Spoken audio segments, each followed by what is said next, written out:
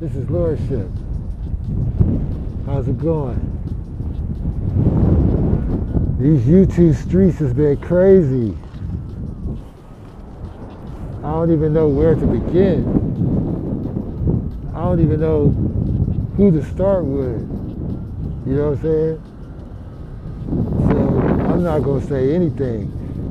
Jaguar Wright been off the hook. Off the hook, boy. Bless her heart. I hope everything turned out okay. You know, usually when they go off like that and start talking crazy like that, it's just a matter of time. You know what I'm saying? You hear something or something tragic, but you know, God bless her, you know what I'm saying? I'm not saying she lying. It's just, you know, why put it out there? You know what I'm saying? It ain't gonna change nothing because, you know, everything that she talking about is like accepted now. You know what I'm saying? It's part of the agenda now. And, you know, just like being in a cult, she was right there. She was with the shit. She was right there with the shit. You know, even if you was against it, you was still there, just like being in a cult. You know what I'm saying? But yeah, you know, I always wondered about, you know, the coup and shit. We already found out Arrested Development was full of shit. You know, we already found out about a lot of these groups. I don't want to run down the line, but, you know, groups that we really found inspirational and really respected was full of shit. Broke my heart. You know what I'm saying? So, and, you know, people turned out to be straight up clowns, you know? And you seen it, but you try to ignore it. Like you saw it a mile away, but you was like, man, you know, at least we got the other shit to balance it out. You know what I'm saying? Kind of like Chuck D and Flavor Flav and Professor Griff. You know, you had Chuck, you had Professor, and then Flav came with the bullshit. And what's fucked up is Flav was the most talented out of all of them. Flavor Flav was like the prince of hip hop. Flavor Flav could play any instrument. Every song he wrote was a hit, and he still played, you know, the running back. He never wanted to be the quarterback, you know what I'm saying? But it's all good, you know what I'm saying? So anyway, once again, I just want you to know that it's no excuse for a poorly recorded video or poorly live broadcast. You know, you gonna call yourself a journalist, you know what I'm saying? Have your shit together. Have your Shiite together, you know what I'm saying? So anyway, we filming in low light right now because, you know, it's low light.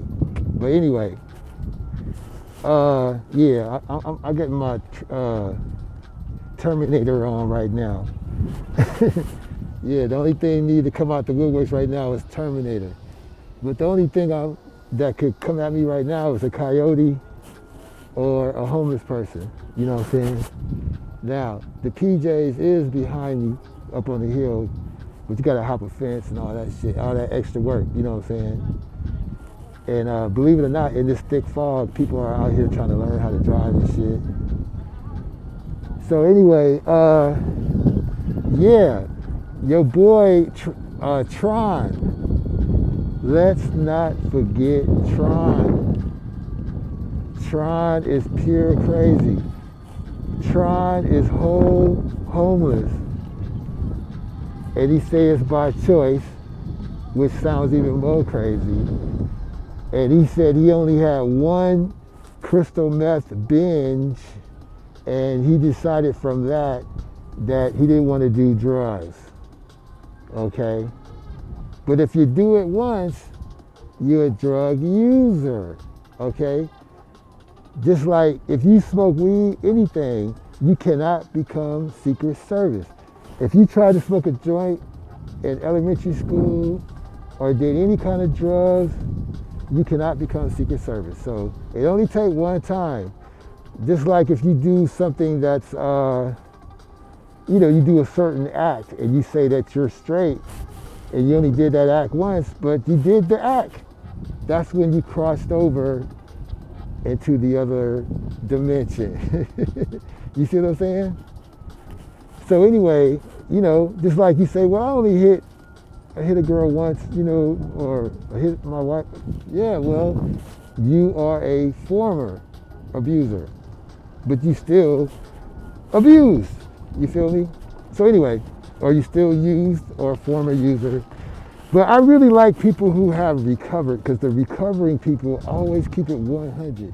You ever trip on how people in recovery just keep that shit 100? They be too honest. they be too honest. But anyway, I'm thinking about attaching the film footage I have from Tron. I'm sure some of you people have seen it already, you know what I'm saying? But you know how I do it. I like to zoom in on the figure, eliminate all the bullshit, the chat room and all that shit, the free promotions of IG and all that, and just get down to the figure, right? And what he's saying. And it might have been something you've missed from Tron. So I think what I'm gonna do, I want to make this video a little more extra than what it is. I'm going to attach the Tron footage right after this. And I just want to be alone with my audience out in the fog and just holler at you for a minute. You know what I'm saying? So thanks for hanging out with Lordship. Right after this comes the Tron footage. And you know what I'm saying? Till next time, Lordship out.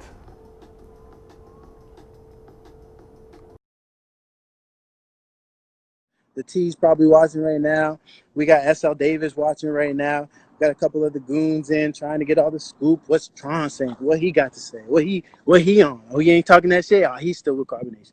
They can't fathom the idea that someone left and is on some positive shit and is about to go manifest what they want with their life. You feel what I'm saying? That's what the change has to be. The change has to start right there.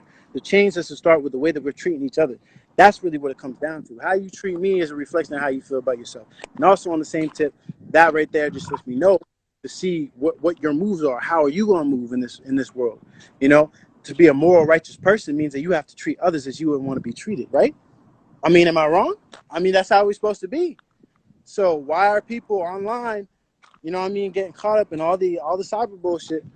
I'm not about that, bro. Like, I'm just about growth, development. If y'all want to talk land, if y'all want to talk building, if y'all want to talk about the mental reconstruction of the black man and black woman and humanity, if y'all want to talk about that, we could build on that. I'm down with that. I'm here to grow in that aspect. One thing that I learned, another thing I learned from just being there, man, is just having the patience. Like what I learned from dealing with the people there is having the patience to be able to stay cool, calm, and collective, and being able to understand where someone's coming from, rather than just formulating my own opinion or trying to voice my own shit.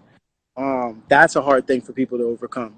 That can end you up in a whole slew of problems if you don't know how to handle yourself and be able to listen. You know what I mean? Listening is an art. It's a skill. You should learn it. So for me, that's something I definitely needed to do, and I was mastering as I was there, is dealing with people that might have been frustrating me at the time, but learning how to deal with them and communicating through that frustration. You know what I'm saying? That's such a valuable skill to have. Being able to stay calm, cool, and collected, but also knowing when to show a different side of you if needed. I remember I did crystal meth one time, and one time we just went crazy with it. We just did a lot, and right.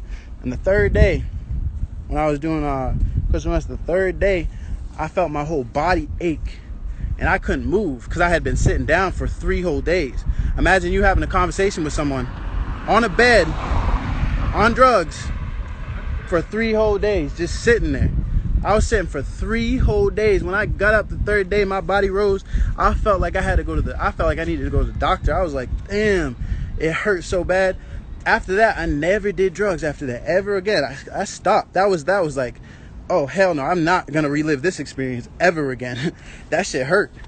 That shit hurt my whole body. So, that's why I stopped doing drugs. And one of the reasons why I stopped doing drugs is because of that experience. You know what I'm saying? That alone was enough for me to be like, I'm good. Like, I don't want to go through this. And there's people out there going through that. You know what I'm saying? Like, I don't know if y'all know what that's about, but That was going to be my next question. Even though you're separated from them or you're not a part of Carbonation at this moment, you're still going to follow their beliefs. when you say there, I'm an eternal student. I believe that I can learn from anything. And if you're a person that can't learn from anything, then you're ignorant because you're gonna be able. Your kid can teach you something. You know what I'm saying? Like I said, I'm an eternal student. Everything is my teacher, even if you're showing me what not to do. So that deads everything in that deads everything right there because we like to say, oh, well, you're under this person, you're under that person. Nah, everyone has some truth. Everyone has some knowledge that we can grab that we can utilize to benefit our life. If we were more focused on the knowledge and applying it to our life, less focused on who said what and how they said it. You know what I mean? Of course we should get into semantics of understanding how things were said so we can understand context, because context is something that we should be applying, you know what I mean, as far as like how did they mean it when they said it. Of course I get that. But all the other shit, we don't need none of that. So I'm gonna take the knowledge that I need from whoever. You know what I'm saying? I'm gonna apply it to my life.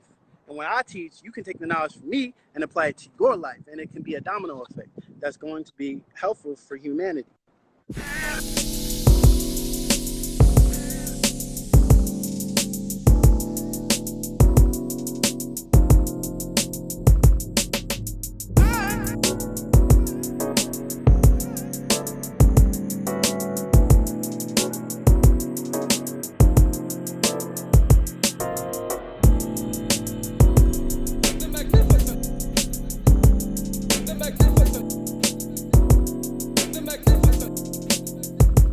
I'm the magnificent.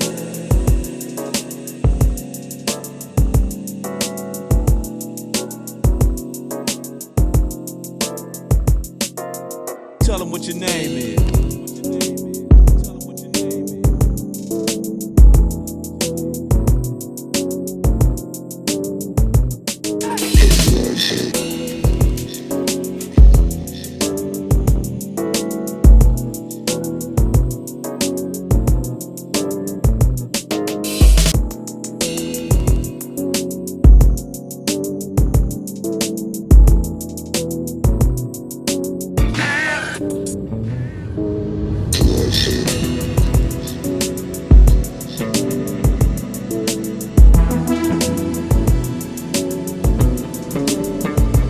I'm the magnificent.